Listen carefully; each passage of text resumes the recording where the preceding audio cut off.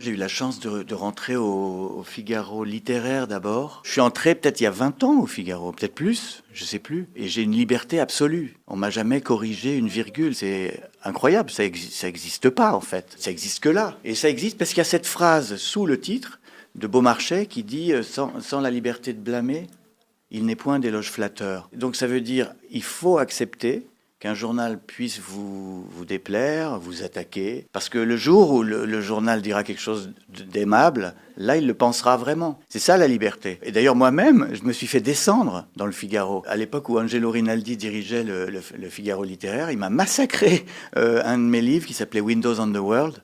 Il avait fait un papier très drôle, mais très dur, qui s'appelait Détournement de cadavres. J'avais écrit un livre sur le 11 septembre 2001.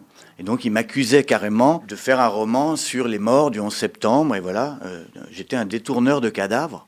Donc, c'était une accusation assez grave. Et je vais vous dire, j'étais quand même très, très flatté d'avoir un éreintement de Rinaldi dans le Figaro littéraire. C'est vous dire à quel point j'étais une fashion victime. Pour moi, le Figaro, qu'ils disent du bien ou du mal, ça reste un endroit où il faut être. Joyeux anniversaire, le Figaro. C'est la première fois que je fête les 200 ans de quelqu'un.